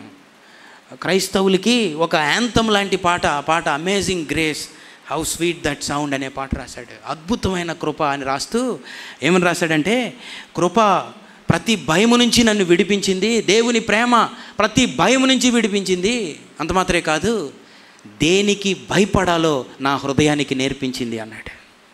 ఒకప్పుడు దేనికి భయపడ్డానో, ఒకప్పుడు దేని చెయ్యాలని ఆశించి డబ్బులు సంపాదించాలి, ఘనత సంపాదించాలని ఇలా తిరుగుతూ ఉన్నాను. ఏ భయాలు నా జీవితంలో ఉన్నాయో ఆ భయాలన్నీ తీసివేసి నిత్యత్వం వైపు నా హృదయాన్ని తిప్పింది, దేనికి భయపడాలో నేర్పించింది. భయపడుతున్నామా ఈరోజు? ఇలా మాట్లాడడానికి భయపడతా ఉన్నామా? లేకపోతే అడుగు దేవుడిని ఈరోజు, ప్రభువా నా నోరు ఏం మాట్లాడాలనుకుంటే అది మాట్లాడుతున్నాను ప్రభువా, నాకు జాగ్రత్త లేదు, ఇట్టి భయము నాకు దయచే. ఆ ప్రేమ మన జీవితాల్లో దర్శిస్తే మన జీవితాలు పరిశుద్ధతలోనికి నడిపించేది. మనుషులు చూస్తున్నారని భయపడ్డాడు, జీవితమంతా పాపం చేశాడు. ఎంత నీచమైన భయం ఇది, ఎంత అసహ్యమైన భయం ఇది, ఎంత దౌర్భాగ్యమైన వేషధారణతో కూడిన భయం ఇది. ఇది పాపము వలన వచ్చు భ్రమ అనే మాట. దేవునికి భయపడ్డాడు, ఒక్క క్షణంలో ఎంత భక్తి చేస్తూ ఉన్నాడు. అందుకే పాపాన్ని ఒప్పుకున్నాడు. రే మనకైతే ఇది న్యాయమే, చేసిన వాటికి తగిన ఫలము పొందుతున్నాం. ఏ 16 సంవత్సరాలు లేక 20 సంవత్సరాల మధ్యలో ఒక నిర్ణయం చేశాడు. చెడ్డ స్నేహితులను ఎన్నుకున్నాడు, ఏర్పరచుకున్నాడు. మనం చేసిన దానికి అనుభవిస్తున్నాం అన్నాడు. గమనించండి, వాడి పాపం వాడిని పట్టుకుంది. వాడి పాపము వాడిని ప్రభు అందుకే అన్నాడు, నువ్వు ఏమి విత్తుతావో దానినే కోసుకుంటావు అన్నాడు. వాడి పాపం వాడిని పట్టుకుంది. అంటున్నాడు, ప్రభువా నేను విత్తిందే కోసుకుంటున్నాను ప్రభువా. ఇది మనకు న్యాయమే. జాగ్రత్త వినండి, ఇది అనుభవిస్తున్నప్పుడు ఈ దేవుని ప్రేమ ఏం చేస్తూ ఉందంటే, వాడు పాపాన్ని ఒప్పుకుంటున్నప్పుడు వాడి జీవితంలో మొట్టమొదటిగా ఏం జరుగుతూ ఉందంటే, పాపాన్ని ఒప్పుకున్నప్పుడే మనం మరలా దేవునితో సమాధానపరచబడతాము. పరిశుద్ధుడైన దేవుని ముందు ఎలా నిలబడతాం? పరిశుద్ధుడైన దేవుని ముందు చెడ్డ తలంపులు. గమనించండి, పాపము అని అన్నప్పుడు చేసిందే పాపం కాదు. బైబిల్ చెప్తా ఉంది, ఆలోచన కూడా పాపం. ఇది ఎవరికి తెలియదు. మనిషి చూస్తున్నాడు కనుక చేయకుండా ఉంటాం, ఆలోచన మాత్రం చేస్తూ ఉంటాం. కానీ దేవుని దృష్టిలో పాపం ఏంటి అని అంటే, ఆలోచన కూడా పాపమే. అందుకే వీడు ఎప్పుడైతే ఒప్పుకున్నాడో వీడి ఆలోచన కూడా మారిపోయింది. ఈ ప్రేమ దేవునితో సమాధానం వైపు నడిపిస్తుంది. దేవునితో మనల్ని కలిపే ప్రేమ. శత్రువులమైన మనలను సిలువలో పౌలు కొలసీలకు రాస్తూ అన్నాడు, క్రీస్తు సిలువ రక్తము చేత సంధి చేసి అనే మాట అన్నాడు. దేవునితో మరలా ఐక్యపరిచాడు. అందుకే ఒక భక్తుడు ఇలా అన్నాడు, జాగ్రత్తమైన మాట, రీకన్సిలియేషన్ ఈ సాల్వేషన్ అన్నాడు. దేవునితో ఐక్యం అవ్వడమే రక్షణ అన్నాడు. రక్షణ అంటే పాపాన్ని జయించడం కాదు. జాగ్రత్త అండి, ఒక నిమిషం మళ్ళీ ఆలోచిద్దాం దాన్ని. రక్షణ అంటే మన జీవితంలో శిక్షణ తప్పించుకోవడం, లేకపోతే రక్షణ అంటే తీర్పుని తప్పించుకోవడం. రక్షణ అన్నప్పుడు పరిశుద్ధ జీవితం జీవించడం. ఇవన్నీ ఎప్పుడు జరుగుతాయి? నా శక్తి నా బలంతో జరగదు. అందుకే ఈరోజు చాలామంది బాప్తీసాలు తీసుకుంటా ఉన్నారు. దేవునికి స్తోత్రం. ఎంతోమంది యవనస్తులు తీసుకుంటా ఉన్నారు. జాగ్రత్త వినండి, రక్షణ అని అన్నప్పుడు ఈరోజు బాప్తిజంలో మునిగినప్పుడు ఒక సాదృశ్యం ఏంటంటే, నిన్ను ముంచినప్పుడు ప్రభువా ఈ రోజు నుంచి నేను నీతో కలుస్తా ఉన్నా. నీతో కలవడం అని అంటే, జాగ్రత్త వినండి, రక్షణ అని అన్నప్పుడు పాత జీవితాన్ని బాగు చేసుకోవడం కాదు, పాత జీవితాన్ని సిలువ వేయడం, పాత జీవితాన్ని చంపడము, పాత జీవితాన్ని సమాధి చేయడం. పాత జీవితాన్ని సమాధి చేసి మరలా లేపినప్పుడు దేవుడు లేకపోతా ఉన్నాడు. దేవుడు మానవుడు ఐక్యమయ్యే రోజు బాప్తిసం. అలాంటి నిబంధన నువ్వు దేవునితో చేస్తూ ఉన్నావు కనుక ఎవరో మనుషుల గురించో లేకపోతే ఎవరో తీసుకోమన్నారని కాదు. జాగ్రత్త వినండి, ఈరోజు ప్రభువా ఈ రోజు నుంచి నీవు నేను ఏకమవ్వాలి, నువ్వు నాలో నివసించాలి, నేను కనుమరుగైపోవాలి, నా తలంపులు నీవై ఉండాలి, నాలో పరిశుద్ధమైన తలంపులు పుట్టించు. దొంగకి ఎలాంటి తలంపులు, మంచి పరిశుద్ధ తలంపులు పుట్టించావో నాకు అలాంటి తలంపులు పుట్టించు. అందుకే రీకన్సిలియేషన్ అంటే సమాధాన పడడమే రక్షణ అన్నాడు. దేవుని చేతిలోకి వెళ్ళడం రక్షణ. ఇంకొక భక్తుడు అన్నాడు, reconciliation qualifies us to worship God అన్నాడు. అంటే దాని అర్థం దేవునితో సమాధాన పడినప్పుడే ఒక వ్యక్తి ఆరాధించడానికి అర్హుడు అన్నాడు. వింటున్నారు జాగ్రత్తగా. నేను ముఖ్యంగా క్రైస్తవులను ఉద్దేశించి మాట్లాడుతూ ఉన్నాను ఈ మాటలు. చాలా సంవత్సరాల నుంచి దేవుని నమ్ముకున్న వారు జాగ్రత్త వినండి ఈ మాటలు. దేవునితో సమాధాన పడనప్పుడు మన జీవితంలో దేవుణ్ణి ఎలా ఆరాధిస్తాం?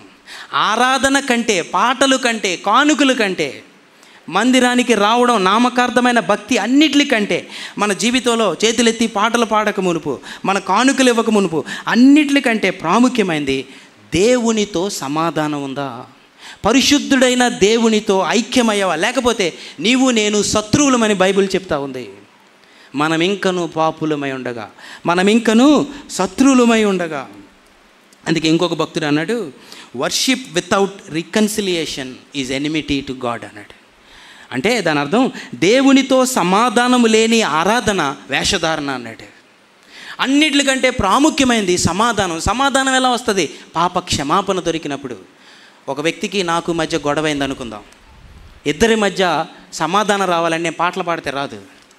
ఒక వ్యక్తికి నేను ఏవో డబ్బులు పంపిస్తే రాదు. జాగ్రత్తనండి, ఆ వ్యక్తి దగ్గర కూర్చొని నిన్ను బాధ పెట్టాను, నన్ను దయచేసి క్షమించు. ఒకవేళ ఆ వ్యక్తికి నీ మధ్య నీ తప్పేమీ లేకపోతే క్రైస్తవుడిగా చేసే పద్ధతి ఏంటంటే, ప్రభు చేసే పద్ధతి ఏంటంటే, ఒకవేళ నీకు ఏదైనా బాధ కలిగిస్తే నన్ను దయచేసి క్షమించు, నా తప్పేమీ లేదు. ఆ సమాధానం యేసు ప్రభు సిలువలో మాట్లాడుతున్నాడు. నీవు నేను దేవుని దగ్గరికి వెళ్ళాల్సింది పోయి, వెళ్ళాలన్నా వెళ్ళలేము కనుక దేవుడే తన కుమారుని సిలువలోనికి పంపించి సిలువలో రెండు చేతులు చాచి యేసుప్రభు అంటున్నాడు, సమాధాన పడతావా అని అడుగుతున్నాడు. గొడవ ఎవరిదండి? తప్పు చేసింది ఎవరు? పాపం చేసింది ఎవరు? నీచంగా జీవించింది ఎవరు? దేవుణ్ణి దూషించింది ఎవరు? సిలువ మీద ప్రక్కన ఉన్న దొంగ, కింద ఉన్నవారు ఉమ్మి వేస్తూ ఉన్నారు. అలాంటి ఉమ్మి వేసినప్పుడు చాలాసార్లు మనం అంటాం, జాగ్రత్త వినండి, చాలాసార్లు మనం ఏమంటామంటే నేనెందుకు క్షమించాలి, నన్ను చాలా బాధ పెట్టారు. యేసుప్రభు అంటున్నాడు, అలాగే నేనే కానీ పరలోకంలో కూర్చొని ఉంటే నువ్వే నా దగ్గరికి రావాలని అనుకుంటే ఏ వ్యక్తి కూడా నికోదేముతో అన్నాడు, ఈ జన్మకు నువ్వు రాలేవన్నాడు. వింటున్నారు జాగ్రత్తగా. యేసుప్రభు సిలువలో వేలాడి సమాధాన పడతావా అని అడుగుతున్నాడు. కనుక మొట్టమొదటిది సమాధానం ఎలా వస్తుందంటే దేవుని పాదాల దగ్గర మోకరించి నన్ను క్షమించి ప్రభువా, నీకు నాకు మధ్య ఏదైనా ఉంటే నాకు చూపించి. అదే దావీదు ప్రార్థన చేశాడు, ప్రభువా నీకు ఆయాసకరమైనవి నాలో ఏమన్నా ఉంటే నాకు చూపించి ప్రభువా, నీవు సమాధాన పడదాం. యోధా వచ్చి ముద్దు పెట్టుకొని యేసుప్రభుని నమ్మేశాడు. చూసిన వాళ్ళందరికీ చాలా గొప్ప ఆరాధనగా ఉంది అది. రాత్రి శిష్యులు కూడా ఆశ్చర్యపోయారు, ఎంత బాగా యోధా దేవుని ప్రేమించాడు.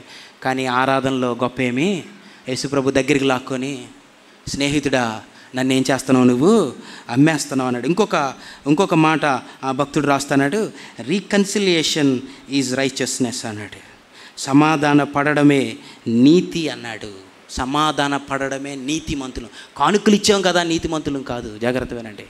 మందిరానికి వచ్చాము కదా నీతిమంతులం కాదు, లేకపోతే ఏదో కార్యాలు చేసాం, లేకపోతే దాన ధర్మాలు చేసాం కదా నీతిమంతులం కాదు. ఎందుకు నీతిమంతులం అయ్యామనంటే దేవునితో సమాధాన పడ్డాం. నన్ను క్షమించని అడిగితే దేవుడు క్షమించాడు. మీకు ఒక ఉదాహరణ, బహుశా ఇలాగో ఆలోచిద్దాం. దొంగ పరలోకానికి వెళ్ళి నిలబడ్డాడు. అరే దొంగ పుస్తకం తీసుకురండి, వాడు మారు మనసు పొందిన తర్వాత వాడు ఏ గొప్పతనం చేశాడో పుస్తకం తీసుకురండి అని పేజీలు తిరిగేస్తే బహుశా వాడి పేజీలు ఒక 1000 పేజీలు అనుకుందాం, ఒక్క పేజీలో కూడా ఏమి రాయబడలేదు. అరే నువ్వేం చేయలేదా? నేను ఏమీ చేయలేదు. ఎందుకు వచ్చావు మరి? నేను ఏమీ చేయలేదు, ఒకే ఒక్కటి చేశాను, ఏంటంటే యేసు నన్ను జ్ఞాపకం చేసుకో. దూత పుస్తకం మూసి నువ్వు నీతిమంతుడివి, లోపలికి వెళ్ళిపో. దేవునితో ఏం చేయబడ్డావు? నువ్వు సమాధాన పడ్డావు. వింటున్నారు జాగ్రత్తగా. ఈరోజు సిలువ దేవునితో సమాధాన పడమని మనలను బ్రతిమలాడుతూ ఉంది. వాడు దేవునితో ఏం చేశాడు? సమాధాన పడ్డాడు. దేవునితో సమాధానమే నీతిమంతులుగా తీరుస్తుంది మన జీవితంలో. ఒకసారి కొద్దిగా ప్రక్కకు వెళ్తాం, మరలా మనం సబ్జెక్టులోకి వద్దాం. ఈరోజు జరుగుతున్న ఒక భయంకరమైన తప్పుడు బోధ, ఒక భయంకరమైన అబద్ధ బోధ ఈ ఆధునిక సంఘాల్లో, మోడ్రన్ చర్చ్ అంటాం, ఈ చర్చెస్లో జరుగుతుంది ఏంటంటే దేవునితో సమాధానం లేకుండా ఆరాధనలు చేస్తూ ఉన్నారు.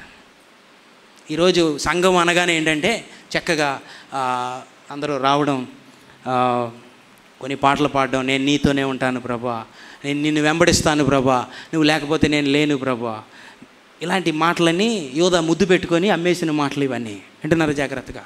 నోటి మాటలతో దేవుణ్ణి ఆరాధించే ఆరాధనలు ఎక్కువైపోతూ ఉన్నాయి.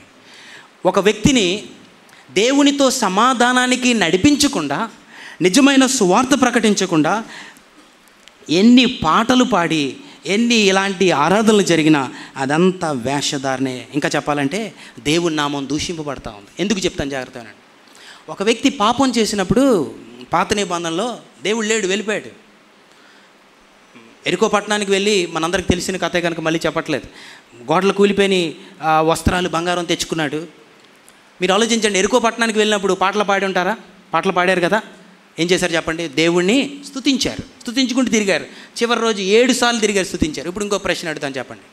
హాయికి వెళ్ళినప్పుడు పాటలు పాడుకుంటూ వెళ్ళి ఉంటారా లేదా చెప్పండి? మాట్లాడండి. పాటలు పాడుకుంటూ వెళ్ళి ఉంటారా? వెళ్ళారు, పాటలు పాడుకుంటూ దేవుని స్తుతించుకుంటూ వెళ్ళారు.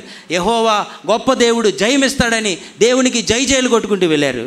భయంకరమైన ఓటమికి గురి వచ్చారు. ఎందుకు గురి వచ్చారంటే దేవుడు అన్నాడు, నేను మీ మధ్య లేను అన్నాడు. ఈరోజు చాలా సంఘాలు, ఇక్కడ కూర్చున్న చాలా హృదయాలు, నా హృదయం ఎన్నో సంవత్సరాలు అలాంటి ఆరాధనలో నిండిపోయింది. ఇవన్నీ భ్రమపరచు ఆత్మలు. జాగ్రత్తగా మందిరంకి వెళ్ళండి, చాలా బాగుంది అంటే ఇదంతా భ్రమపరిచే ఆత్మ. నీకు దేవునితో సమాధానం ఉంటే మందిరంకి వెళ్ళినప్పుడు సమాధానం కాదు, శాంతి నెమ్మది కాదు. నీవు భయంకరమైన సిలువలో వేలాడుతున్నా నీకు సమాధానం ఉంటుంది. ఆ పాట వింటే చాలా సమాధానం వస్తుందండి, చాలా నెమ్మది వస్తుంది. భ్రమపరచు ఆత్మ. అలాంటి సేవకుల కొరకు ప్రార్థన చేయాలి. ప్రభువా వీళ్ళు మార్చు. అలాంటి సంఘాలకు వెళ్ళే వారి కొరకు ప్రార్థన చేయాలి. ప్రభువా వీరు పరలోకానికి వెళ్ళట్లేదు, వెళ్ళేవారిని వెళ్ళనివ్వట్లేదు. వీడు అంటున్నాడు, యేసు నన్ను జ్ఞాపకం చేసుకో, నీ ముందు నేను నిలబడతాను. తప్పిపోయిన కుమారుడు ఇంటికి వచ్చినప్పుడు, తండ్రి నీకు విరోధముగా నేను పాపము చేశాను. అందుకే యేసు ప్రభు ఆ సిలువను మోసుకొని వెళ్ళిపోతా ఉన్నప్పుడు ఒక మాట అన్నాడు. అందరూ ఏడుస్తున్నారు, ఎమోషనల్గా భావోద్రేకానికి గురయ్యారు. యేసు ప్రభు సిలువను మోసుకొని వెళ్తుంటే అందరూ ఏడుస్తుంటే ప్రభు ఆగిపోయాడు. అప్పటికే చాలా పరిస్థితి, ఆయన ఎంతో దుఃఖంలో వేదనలో ఉన్నాడు. సిలువ మోసుకోలేక ఆగాడు. ఆగి ఎందుకు ఏడుస్తున్నారని అడిగాడు. నీ బాధను చూసి ఏడుస్తున్నావు అంటే ప్రభు నా గురించి ఏడవద్దు అన్నాడు. మీకోసం మీ పిల్లల కోసం ఏడవండి అన్నాడు. ఎందుకు ఏడవండి ఆ మాట అన్నాడంటే, రక్షణ వ్యక్తిగతమైంది. నీ రక్షణ కొరకు నేను ప్రార్థన చేయలేను. ఏ సేవకుడు ప్రార్థన చేయలేడు, ఏ సేవకుడు ప్రార్థన చేయకూడదు. బైబిల్ ప్రకారం నీ కోసము, నీ పిల్లల కోసం. రక్షణ ప్రతి కుటుంబ బాధ్యత. రక్షణ తల్లి బాధ్యత, తండ్రి బాధ్యత. బిడ్డలు రక్షింపబడే బాధ్యత, బిడ్డల బాధ్యత. ఇది వ్యక్తిగతమైనది రక్షణ. దేవునితో సమాధానం కలిగి ఉన్నామా ఈరోజు? లేక ఈరోజు కూడా ఊరికినే పాటలు పాడి వెళ్ళిపోదాం అనుకుంటా ఉన్నాం. మూడవది ప్రాముఖ్యమైనది, చివరిది చెప్పుకున్న తర్వాత మనం ముగించుకుంటాం. దేవునితో సహవాసములోనికి పిలిచిన ప్రేమ. చెప్పండి. దేవునితో పాపాన్ని ఒప్పింపచేశాడు. ఎప్పుడైతే పాపాన్ని ఒప్పుకున్నాడో ఒక మాట అన్నాడు, యేసు నీ రాజ్యములోనికి వచ్చినప్పుడు నన్ను, అంటే దాని అర్థం ఏంటంటే, ఇప్పటి వరకు నా రాజ్యములో జీవించాను, నా ఇష్టాన్ని నెరవేర్చుకున్నాను, సైతాను నాకు రాజుగా ఉన్నాడు, సైతాను చెప్పింది చేశాను. యేసు ఈరోజు నుంచి ఆ రాజ్యంలో ఉండడం నాకు ఇష్టం లేదు. నువ్వేం చెప్తే అది చేస్తాను, నువ్వు కోరింది చేస్తాను, నీకులాగా క్షమిస్తాను, నీలాగా ప్రేమిస్తాను, నీలా పరిశుద్ధంగా జీవిస్తాను, నన్ను దయచేసి జ్ఞాపకం చేసుకోవా అన్నట్లు ప్రార్థన చేస్తా ఉన్నాడు. ఆ ఒక్క మాటే వాడు చేసిన నీతి కార్యం. ఈరోజు ఆ ప్రార్థన చేయగలవా? ఈరోజు గొప్ప ప్రార్థన ఏమి దేవుడు అడగట్లేదు, యేసు నన్ను జ్ఞాపకం చేసుకుంటావా? చార్ల్స్ నైన్ అని ఫ్రెంచ్ దేశాన్ని పరిపాలించాడు ఒక రాజు. బర్తలోమయ దినోత్సవం అనే సెయింట్ బర్తలోమయ దినం రోజు క్రైస్తవులందరూ ఒక చోట కూడుకుంటే ఒక 10,000 మంది సైనికులు తీసుకొని వెళ్ళి 1000 మంది క్రైస్తవుల్ని చంపించేశాడు ఒకరోజే. చార్ల్స్ నైన్ అనే ఈ రాజు మరణ పడక మీద ఇంకా చనిపోతున్న సమయంలో కొన్ని క్షణాల్లో ఒక సేవకుడిని పిలిపించాడు. ఈ అపరాధ భావంతో భయంకరంగా కేకలేస్తూ ఏడుస్తూ ఉన్నాడు, పిచ్చోడిలా కేకలేస్తూ ఉన్నాడు. ఒక మాట అడిగాడంట, దేవుడు నన్ను క్షమిస్తాడా? నేను చనిపోతే ఎక్కడికి వెళ్తాను? పాస్టర్ గారు, దేవుని సేవకుడు ఒక ఆయన వచ్చాడు. వచ్చిన తర్వాత ఆయన సిలువను గురించి అంతా చెప్తున్నాడు. పిలాతు ఎలా అప్పగించాడు, బరబ్బా స్థానంలో ఎలా నిలబడ్డాడు, దొంగను ఎలా క్షమించాడు, శతాధిపతి ఎలా మారాడు, నీకంటే భయంకరుడు శతాధిపతి మారాడు. ఇవన్నీ చెప్తా ఉంటే ఆ మంచం మీద పడుకున్న వ్యక్తి కనీసం కూర్చోలేక 2 చేతులు జోడించేలా అన్నాడంట, ప్రభువా నేనే పిలాతుని, ప్రభువా నేనే బరబ్బాని, నేనే దొంగని, నేనే శతాధిపతిని, ఆ 4 కంటే భయంకరమైన క్రూరుని నేనే ప్రభు అని ఒక English him rock of ages అనే పాటలో ఒక వచనాన్ని గట్టిగా చెప్తే నేను ప్రార్థన చేస్తానని అడిగాడంట. ఆ ప్రార్థనలో ఆ హిమ్ని చెప్తా ఉన్నారు. ఆ హిమ్ ఏం మాట్లాడుతుందంటే ఆ పాట, nothing in my hands I bring. ఈరోజు నీ దగ్గరికి వచ్చినప్పుడు నా చేతుల్లో ఏమీ తీసుకొని రావట్లేదు, నా చేతులంతా రక్తము అపరాధమే ఉంది, నా చేతుల్లో ఏమీ లేదు ప్రభువా, నా దగ్గర ఏ మంచి లేదు, ఒక్క అణువు నీతి లేదు, సింప్లీ టు దై క్రాస్ ఐ క్లింగ్. నీ సిలువను పట్టుకున్నాను ఈరోజు, అంతే. నీ సిలువ రక్తాన్ని బట్టే నీ దగ్గరికి వస్తూ ఉన్నాను, నాకు ఇంకే ఏమీ లేదని పరలోకం వైపు చూసి నెమ్మదితో ప్రభువా నీకు వందనాలు అని ప్రాణాన్ని విడిచిపెట్టాడంట. చివరిగా ముగించుకోకముందు ఇంకొక వ్యక్తి గురించి ఆలోచించి ముగిద్దాం. ఆ పక్కనే ఇంకొక దొంగ ఉన్నాడు. వాడు ఎంత జరుగుతూ ఉన్నా వాడు ఏమీ పట్టించుకోవట్లేదు, వాడు అనుకున్నదే చేస్తూ ఉన్నాడు. అంతా బాగానే ఉంది అన్నట్లు ఇందాక మనం చెప్పుకున్నాం, పాపము పుట్టించు భ్రమ అని ఉంది కదా. మీరు జాగ్రత్త వినండి. కింద అందరూ దేవుణ్ణి దూషిస్తుంటే వారితో పాటు కలిసిపోయి వారితో పాటు దేవుణ్ణి ఏం చేస్తూ ఉన్నాడు? దూషిస్తున్నాడు. అంటే ఇక్కడ ఒక అర్థాన్ని మనం గ్రహించాలి. వాడు సైతాను వాడికి ఏం చెప్తున్నాడంటే అంతా బాగానే ఉంది అన్నట్లు నటించు. ఏంటి నటించేది? అయిపోయింది జీవితం. ఇంకా కొన్ని క్షణాల్లో చనిపోతాడు, కొన్ని క్షణాల్లో దేవుని ముందు నిలబడతాడు. అయినా వీడి జీవితంలో రెండు చివరి వరకు వీడి దగ్గరికి వచ్చినాయి. ఒకటి మాకింగ్ అని ఇంగ్లీష్లో, దూషించాడు, ఎగతాళి, అపహాసం. వీడి జీవితాన్ని విడిచిపెట్టలేదు. చివరి క్షణం వరకు అపహాసం చేస్తూ ఉన్నాడు. వీడు గద్దిస్తున్నా ఈ ప్రక్కన జరుగుతూ ఉంది, నేడే నువ్వు నాతో కూడా పరదేశంలో ఉంటావు అనే ఈ పరిస్థితి జరుగుతూ ఉంది.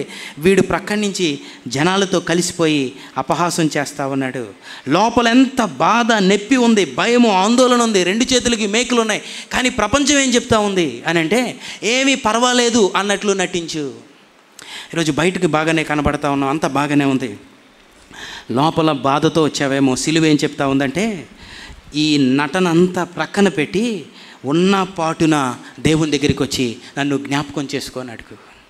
బయటికి బాగానే కనబడతా ఉన్నాం, లోపలంతా అపవిత్రతతో నిండిపోయి ఉంది, లోపలంతా పాపముతో నిండిపోయి ఉంది. ఈ పాపాన్ని అంతా ప్రక్కన పెట్టి ఆ దొంగ నుంచి మనం నేర్చుకునే ఒక గొప్ప పాఠం ఏంటంటే ఈరోజు నటన ప్రక్కన పెట్టి సిలువ దగ్గరికి వచ్చినప్పుడు యథార్థంగా ప్రభువా నన్ను జ్ఞాపకం చేసుకోవా, యేసు నన్ను జ్ఞాపకం చేసుకోవా అని సిలువ మనతో మాట్లాడుతుంది. ఈరోజు ఒకవైపు అంత బాధ ఉన్న వాడు మనుషులతో కలిసిపోయాడు. సిలువ ఈ వ్యక్తిని యథార్థతను బయటికి తీసుకొస్తా ఉందరే, నువ్వు అలా వెళ్ళొద్దు, నువ్వు యథార్థంగా దేవుని దగ్గరికి రా అన్నట్లు వాడిని పిలుస్తూ ఉంది. ఆఖరి రోజు, ఆఖరి క్షణం ఇంకా నటిస్తూ ఉన్నట్టు. ఎంత దౌర్భాగ్యమైన పరిస్థితికి పాపం నడిపించేసింది, ఎంత భ్రమలోనికి పాపము నడిపించింది. ఈరోజు మన బాధలు, మన వేదన, మన దుఃఖము అన్నీ దేవునికి అప్పగించుకుంటే, గమనించండి, నేను ఎలా అనుకుంటా ఉన్నాను, సిలువ మీద దొంగ నేడే నువ్వు నాతో కూడా పరదేశంలో ఉంటావు అన్నాడు కదా. అప్పుడు ప్రభు వాడు చనిపోయిన తర్వాత వాడి చేయి పట్టుకొని పరలోకంలో తీసుకెళ్తుంటే బహుశా ఈ ప్రశ్న అడిగాడేమో అనుకుంటున్నాను. ప్రభువా నీవు నన్ను చేరుకోవడానికి నా కోసం సిలువ మోసావు కదా, నేనేం చేశాను ప్రభువా, ఎందుకు నా కోసం సిలువ మోసావు? బహుశా ఎలా ఉంటాడు, ఈ జరిగిందంతా ఒక్కసారి పరలోకంలో వాడికి కనబడతా ఉంది. దేవుని గొప్ప ప్రణాళిక కనబడతా ఉంది. భూమికి పునాదులు వేయబడక మునిపే వాడిని దేవుడు ఎలా ఏర్పరచుకున్నాడో కనబడతా ఉంది. వాడి కోసం ఆ రాత్రి నమ్మక ద్రోహాన్ని అనుభవించాడు, కొరడా దెబ్బలు అనుభవించాడు, అవమానం, కొట్టారు, ఎగతాళి. ఉదయం ఇద్దరు నేరస్తుల మధ్య నిలబడ్డావా ప్రభువా, ప్రభువా అంత భయంకరమైన కొరడా దెబ్బలు తిన్నావా, నా కోసం సిలువ మోసుకొని వచ్చావా, నా రక్షణ కొరకు నా ప్రక్కన నిలబడ్డావా అని అంటే ప్రభు ఒకవేళ ఎలాగని ఉంటాడు. ఆ ప్రార్థన అంటే నాకు ఎంత ఇష్టం అంటే అలాంటి ప్రార్థన చేసే వ్యక్తి కొరకు సిలువ కాదు, ఎలాంటి పరిస్థితి అయినా అక్కడికి వచ్చి నేనేం చేస్తాను, నిలబడతాను. అలాంటి ప్రార్థన కొరకు నేను సిలువ ఎక్కడానికి కూడా నేనేమి వెనుకడుగు వేయను. ఆ ఒక్క ప్రార్థన కొరకే నేను నీ కోసం ప్రాణం పెట్టాను. గమనించండి, ఒక వ్యక్తి పశ్చాత్తాపడతాడంటే ఆ ఒక్క ప్రార్థన కొరకే పరలోకమంతా ఎదురు చూస్తూ ఉంది ఈరోజు. ఆ ఒక్క ప్రార్థన, ప్రభువా నన్ను జ్ఞాపకం చేసుకో అంటే అన్ని పరిస్థితులు ఆయన నడిపిస్తాడు. యేసు నన్ను జ్ఞాపకం చేసుకో అంటే, గమనించండి, అంత దౌర్భాగ్యుడు, ఏ భక్తి లేదు, గుడికి వెళ్ళలేదు, ఏమీ తెలియదు, నరహంతకుడు, అంత నీచుడు కొరకే అంత నీచమైన అవమానంతో కూడిన మరణాన్ని భరిస్తే ఈరోజు ప్రభుని ప్రార్థన వెండా. ఆలోచించండి, సిలువ ఎంత గొప్ప సందేశాన్ని మనకు తెలియచేస్తూ ఉంది. ప్రభు ప్రేమ ఎంత గొప్పది. అలాంటి భయంకరుడు కొరకు ప్రభు నిలబడితే ఈరోజు నువ్వు మోకరించి ప్రభువా ఇవి నా బలహీనతలు ప్రభువా అని అంటే ప్రభు వెండా. ప్రభువా ఈ భయంకరమైన అలవాటులో ఉండిపోయాను ప్రభువా, ఈ భయంకరమైన అలవాటు నన్ను సిలువకు మేకులు పెట్టి కొట్టింది ప్రభువా, ఈ అలవాటుని పాపాన్ని మేకులతో కొట్టు ప్రభు అంటే నీ పక్షాన్ని నిలబడడానికి ప్రభు ఈరోజు ఇక్కడ నిలబడి ఉన్నాడు. పరిశుద్ధాత్మ దేవుడు మన మధ్యన ఉన్నాడు. యేసు నన్ను జ్ఞాపకం చేసుకో అంటే ఈ క్షణమే నీ చేయి పట్టుకొని నిత్యత్వం వరకు దేవుడు నిన్ను నడిపిస్తాడు. అట్టి కృప దేవుడు మనందరికీ దయచేయనుగాక. ప్రార్థన చేసుకుందాం, తల్ల ఉంచుదాం, కళ్ళు మూసుకుందాం. మోకరించగలిగిన వారందరూ మోకరిద్దాం. యవనస్తులు అందరూ కూడా పైకి మోకరించండి. ప్రతి ఒక్కరు యవనస్తులు, ఒకవేళ మోకరించలేకపోతే ఏమీ పర్వాలేదు, కానీ యవనస్తులు అందరూ పైకి మోకరించాలి. ప్రతి ఒక్కరూ మన తలంపులు, ఎవరు చూస్తున్నారు, ఇవన్నీ ఈ మానవ భయము వేషధారణ అంతా ప్రక్కన పెడదాం. ప్రభువా, యేసు నన్ను జ్ఞాపకం చేసుకోవా, యేసు నన్ను జ్ఞాపకం చేసుకోవా. నీ కొరకు ప్రాణం పెట్టాడు. నిజమైన ప్రేమ, నిజమైన స్నేహితుడు, ప్రాణము పెట్టునంతగా ప్రేమించి. నీ దగ్గర ఏమీ ఆశించలేదు. జాగ్రత్త విని మాట. నీ దగ్గర ఏమీ ఆశించలేదు. ఆయన నీ ఆత్మను రక్షించాడు. నీ ఆత్మ కొరకు ప్రాణం పెట్టాడు. నీ నిత్యత్వం కొరకు ఆలోచించాడు దేవుడు. నువ్వు నశించిపోకూడదని, నశించిపోయిన నిన్ను నన్ను వెతకి రక్షించడానికి వచ్చాడు. ఒక్క మాట చెప్పు, యేసు నన్ను జ్ఞాపకం చేసుకోవా. జీవితంలో ఒకవేళ చెడ్డ నిర్ణయాలు చేసావేమో, ఎంత దూరం వచ్చేసావు. ఈరోజు ఎంత దూరం వచ్చినా ప్రభు నీ కోసం నిలబడ్డాడు. యేసు నన్ను జ్ఞాపకం చేసుకోవా. ఒకవేళ ఈ మానవ భయముతో, సైతాను పుట్టించే భయముతో జీవిస్తున్నావేమో. మనుషులు చూస్తున్నారు, లేకపోతే ఎవరో చూస్తున్నారు అన్నట్లు భక్తి చేస్తున్నావేమో. మనుషులు చూస్తున్నారు అని జాగ్రత్తగా ఉంటున్నావు. ఎవరు చూడనప్పుడు చూడకూడని చూస్తున్నావు. ఎవరు లేనప్పుడు మాట్లాడకూడని మాట్లాడుతున్నావు. ప్రార్థన చేయండి. నోరు తెరుగుతాం. ప్రతి ఒక్కరు అడుగుదాం. దేవుడితో మాట్లాడంతే. దేవునితో సమాధాన పడ్డావా? దేవునితో సమాధానం ఉందా? ఒకరోజు ఆ ధవలవర్ణ సింహాసనం ముందు నిలబడతావు. దేవునితో సమాధానం. యేసు నన్ను జ్ఞాపకం చేసుకో. ప్రభువా నన్ను క్షమించు ప్రభు. అడుగుదాం. ప్రతి ఒక్కరు మాట్లాడదాం. దయచేసి మాట్లాడు.